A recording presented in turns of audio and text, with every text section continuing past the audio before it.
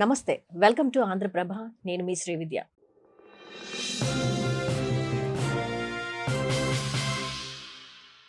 అమరావతి కోసం వేల ఎకరాల భూములను తీసుకోవడం ఒక ఎత్తైతే, ఆ వాటిని అభివృద్ధి చేయడం ప్రభుత్వానికి ఒక పెద్ద సవాల్‌గా మారింది. ఈ నేపథ్యంలో ఎకరం 20 కోట్లకు విక్రయించాలని సీఆర్‌డీఏ భావిస్తున్నట్లు వార్తలు వస్తున్నాయి. ఈ అంశానికి సంబంధించి డీటెయిల్ ఇన్ఫర్మేషన్ ఇవ్వడానికి మనతో పాటు మూవీ అనలిస్ట్ భరద్వాజ్ గారు మనతో పాటు ఉన్నారు. వారిని అడిగి మరిన్ని విషయాలు తెలుసుకుందాం. భరద్వాజ్ గారు నమస్కారం. నమస్తే. Welcome to Andhraprabha. భరద్వాజ్ గారు, అమరావతిలో ఎకరం 20 కోట్లు, దీని గురించి మీ కామెంట్ అంటే అమరావతి కోసం చేసిన అప్పుల్ని పూడ్చుకోవడంలో ముఖ్య ఉద్దేశంగా దీన్ని భావించవచ్చా? లేకపోతే ఒకవేళ ఎకరం 20 కోట్లు అయితే డిమాండ్ ఎలా ఉండబోతుంది? ఏంటి అసలు? మీకు అర్థం కావట్లేదు. ఇప్పుడు 20 కోట్ల లెవెల్‌కి తీసుకెళ్తాం మేమని చెప్తున్నారు వాళ్ళు. హ్మ్. అంటే రైతులతో ఒక డెవలప్‌మెంటల్ అగ్రీమెంట్‌లోకి గవర్నమెంట్ ఎంటర్ అయింది. ఓకే. అంటే ఆల్రెడీ 35,000 ఎకరాలు వీళ్ళు ల్యాండ్ పూలింగ్ అనే పేరుతో సేకరించారు ఇంతకుముందు. ఇంతకుముందు. అవును సార్. ఇప్పుడు దీని నెక్స్ట్ ఫేజ్‌లో ఇంకో 40,000 ఎకరాలు సేకరణకు శ్రీకారం చుట్టారు. శ్రీకారం చుట్టినప్పుడు ఈ రైతులకి భరోసా కల్పించడం కోసం చెప్పిన మాట ఇది. ఓకే. అంటే మీరేదో 1,00,00,000, 2,00,00,000 కాదు, 20 కోట్ల పైన మీకు దాని తాలూకా ఫలసాయం అందుతుంది అన్న లెవెల్‌లో చెప్తున్నారు. ఓకే. అంటే వీళ్ళందరికీ కూడా ఏదో చూపిస్తున్నారు. ఒక పిక్చర్ చూపించేటువంటి ప్రయత్నం జరుగుతోంది అక్కడ. ఓకే. అంటే రైతుల్ని సంతృప్తి పరచాలనా? రైతులకి ఆశలు కల్పించటం. సంతృప్తి కాదు, ఆశలు కల్పించటం అనే కార్యక్రమమే నడుస్తోంది. అంటే ఇప్పటికే అసలు 2 తెలుగు రాష్ట్రాల్లోనూ ఎక్కడా కూడా కౌలు రైతులు తప్ప ల్యాండ్ లార్డ్ అగ్రికల్చర్‌లో నుంచి బయటకెళ్ళిపోయి చాలా కాలమైంది. అంటే రైతులు ఎవరు వ్యవసాయం చేయట్లేదు. అసలు రైతులు లేరు, కౌలు రైతులు మాత్రమే ఉన్నారు. 99% కౌలు రైతులే సాగు చేస్తున్నారు అన్ని చోట్ల. ట్రైబల్స్ వచ్చేసి అర్బన్ ఏరియాల్లో, అలాగే రూరల్ ఏరియాల్లో కూడా వాళ్ళే సాగు చేస్తున్నారు. ఎక్కడా కూడా ల్యాండ్ లార్డ్ బయటకు వెళ్ళిపోయారు తప్ప వాళ్ళు సాగు చేయటం లేదు. అది ఆంధ్రాలోను, తెలంగాణలోను కూడా అదే పరిస్థితి. కాబట్టి కౌలు రైతుల దగ్గర నుంచి డబ్బులు తీసుకోవటం అనేది కష్టంగా మారుతోంది ల్యాండ్ లార్డ్. అందుకని వాళ్ళకంటే గవర్నమెంట్కి సంబంధించిన ఒక అగ్రిమెంట్లోకి ఎంటర్ అయితే, వాళ్ళు ఏదైతే అగ్రిమెంట్ ప్రకారం చెల్లిస్తామని చెప్పారో కౌలు డబ్బులు ఇప్పుడు గవర్నమెంట్ ఇస్తుంది వాళ్ళకి. అది ప్రాపర్గా డబ్బులు వస్తాయి. ఇన్ టైంలో వాళ్ళు చెప్పిన టైంకి అకౌంట్లో డబ్బులు పడతాయి అనేది ఒక భరోసా. దీనికి తోడు దీని రేటు విపరీతంగా పెంచుతారు. అంటే డెవలప్మెంటల్ ప్రోగ్రాంలో భాగంగా అక్కడ జరిగేటువంటి అభివృద్ధి కార్యక్రమాల్లో ఈ భూమి కీలకంగా మారటం చేత వీళ్ళకి ఫలసాయం పెరుగుతుంది, వీళ్ళ భూమి విలువ పెరుగుతుంది. ఈ విలువ ఎక్కడి దాకా పెరుగుతుంది? 20 కోట్ల వరకు పెరుగుతుందని చెప్తున్నారు. 20 కాదు, ఇంకా కూడా పెరగచ్చు. 40 కోట్లు కావచ్చు, 60 కోట్లు కావచ్చు, ఏదైనా కావచ్చు. కానీ వీళ్ళకి ఎంత ఇస్తారు దానిలో షేర్ అనేది చూడాలి. ఓకే. ఇప్పుడు మీరు ఒక ఇంటి స్థలం ఒక బిల్డర్తో అగ్రిమెంట్లోకి ఎంటర్ అవుతారు. ఎంటర్ అయినప్పుడు మాట్లాడుకుంటారు, ఇందులో ఇన్ని అపార్ట్మెంట్స్ కడితే దానిలో మీకు 60% ఇస్తాము, లేకపోతే 40% ఇస్తాము, ఏదో అగ్రిమెంట్ ఉంటుంది. ఇది కూడా అలాంటి అగ్రిమెంటే. ఓకే. రాజధాని అభివృద్ధి చేసే క్రమంలో వీళ్ళకి కూడా భాగస్వామ్యం ఉంటుంది. రైతులు కూడా భాగస్వాములు అవుతారు. వీళ్ళకి కూడా కొంత భూమి ఇస్తారు అక్కడ. ఆ భూమిలో వీళ్ళు ఇంకేదైనా నిర్మాణాలు జరుపుకోవచ్చు. ఇల్లు కట్టుకోవచ్చు, లేకపోతే హోటల్ కట్టుకోవచ్చు, మరొకటి కట్టుకోవచ్చు. ఇలా ప్రభుత్వం ప్రజలకి ఆశలు కల్పించి వీళ్ళ దగ్గర నుంచి భూములు తీసుకొని వాటిని కార్పొరేట్లకు కట్టబెట్టడం ద్వారా అభివృద్ధి చేయటం అనేది ప్రోగ్రాం. ఇలా కాకుండా కూడా రాజధాని నిర్మించవచ్చు. నిజానికి అది జరగాల్సి ఉంది. అంటే ప్రజల్ని అభివృద్ధిలో భాగం చేయటం, భాగస్వాములు చేయటం అనే పద్ధతి ఎలా ఉండాలంటే, మీరు గవర్నమెంట్ వైపు నుంచి అక్కడికి తీసుకువెళ్లాల్సినటువంటి కార్యాలయాలన్నీ నిర్మించండి. యాక్టివిటీ మొదలవుతుంది, జనాలు వెళ్తారు అక్కడికి. ఆ వెళ్ళిన ప్రజల్ని అకామిడేట్ చేయడానికి ఆ లోకల్ పీపులే వాళ్ళ స్థలాల్లో ఏదో ఒక నిర్మాణాలు చేపడతారు వాళ్ళు. ఇప్పుడు హైదరాబాద్ కానీ మరొక ప్రాంతం కానీ ఇవన్నీ అభివృద్ధి జరిగింది అలాగే. గవర్నమెంట్ ఇక్కడైన నిర్మాణాలు జరపలేదు. మొత్తం కూడా ప్రజలు ఇక్కడ ఉన్నటువంటి అవసరాల రీత్యా ఇప్పుడు సెక్రటేరియట్ దగ్గర అనేక హోటల్స్ వచ్చినాయి. ఇవన్నీ కూడా ఎవరు నిర్మించారు? గవర్నమెంట్ నిర్మించలేదు. కానీ అమరావతిలో గవర్నమెంటే నిర్మిస్తుంది ప్రతిదీ. ఎందుకంటే జీరో నుంచి స్టార్ట్ అయ్యింది కాబట్టి. జీరో నుంచి స్టార్ట్ అయినా కాకపోయినా ఎక్కడైనా వాళ్ళని భాగస్వాములు చేస్తే వాళ్ళే నిర్మించుకుంటారు.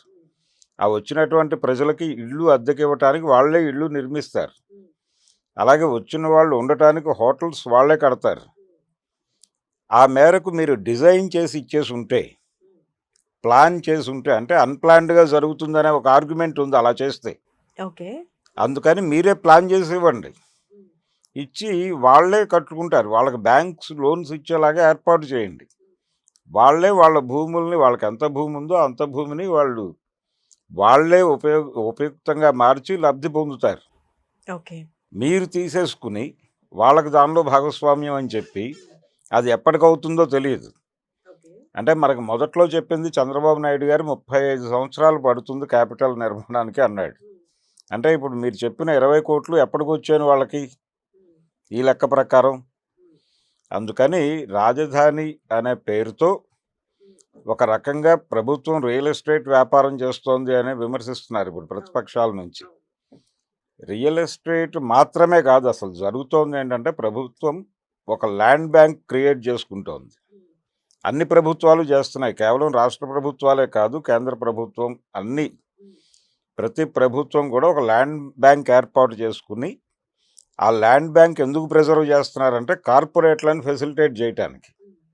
కార్పొరేట్ కంపెనీలకి ఈ భూమి ఇచ్చి వాళ్ళతో అక్కడ పరిశ్రమలు పెట్టించడం ద్వారా దాన్ని అభివృద్ధి అని చెప్పి ఆ అభివృద్ధిలోకి ఈ ప్రజలందరినీ భాగస్వాములు చేస్తామని చెప్తారు. కానీ ఈ లోకల్ పీపుల్కి ఉండేటువంటి భాగస్వామ్యం ఎలా ఉంటుంది, దానిలో వాళ్ళకేమీ పెద్ద ఉద్యోగాలు రావు. ఇప్పుడు ఎవరో ఒక ఎకరం భూమి ఇస్తాడు ఒక కంపెనీకి, ఇస్తే అతనికి ఉద్యోగం ఇస్తామని చెప్తారు, మీ పిల్లలకు ఉద్యోగాలు వస్తాయని చెప్తారు. కానీ వీళ్ళ పిల్లలు చదువుకున్నటువంటి చదువుకి ఏ ఉద్యోగం వస్తుంది అక్కడ?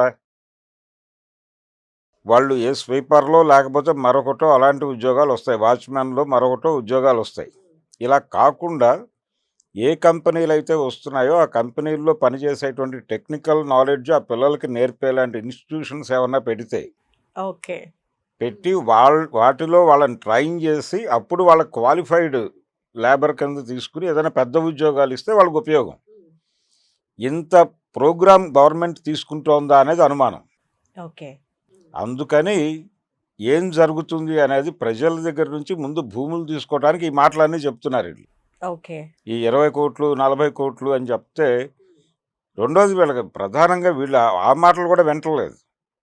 20 కోట్లు అనేది కూడా టెంప్ట్ చేయట్లేదు వాళ్ళని. దీనికంటే కూడా వాళ్ళకి కావాల్సింది ఏంటంటే ముందు కౌలు డబ్బులు ఏవైతే ఉన్నాయో అవి అకౌంట్లో పడతాయి. ఇదొక్కటే ఆశ వాళ్ళకి. కౌలు రైతులు తిప్పిస్తారు, డబ్బులు వచ్చినప్పటికీ వాడేదో ఇంట్లో అవసరాలకు వాడుకుంటాడు. వాడుకుని ఎక్కడో చోట తీసుకొచ్చి ఇస్తానండి, ఒక 2 రోజులు టైం ఇవ్వండి, 4 రోజులు టైం ఇవ్వండి అని తిప్పుతూ ఉంటాడు. వీళ్ళతో అయితే ఆ గొడవ ఉండదు కదా. అందుకని చాలామంది వస్తున్నారు. ఇప్పుడు అమరావతి అనౌన్స్ చేసినప్పుడు అక్కడ నిరసన తెలియజేస్తూ చాలామంది రైతులు రోడ్డెక్కారు, తోటలు తగలబెట్టారు, నిరాహార దీక్ష శిబిరాలు వెలిసినాయి. పవన్ కళ్యాణ్ కూడా తిరిగాడు అన్ని శిబిరాలకి. ఎవరు వాళ్ళందరూ అంటే కౌలు రైతులు పక్క వెళ్ళిపోయారు. ల్యాండ్ లార్డ్స్ స్ట్రైట్గా వచ్చి గవర్నమెంట్కి ఇచ్చేశారు.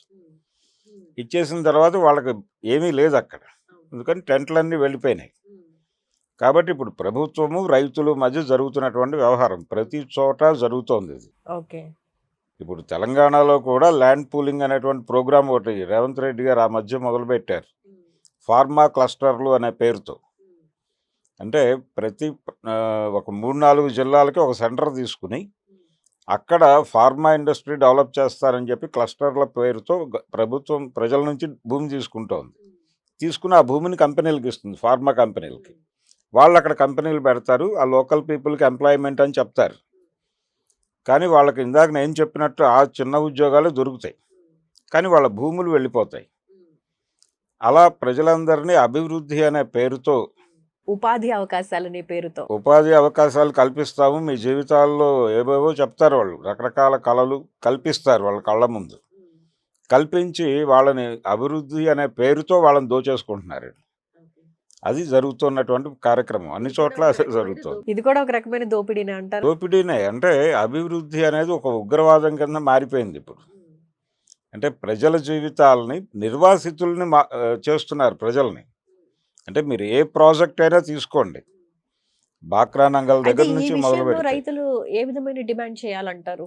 మీరు మాకేమీ అభివృద్ధి చేయక్కర్లేదు, ఓకే.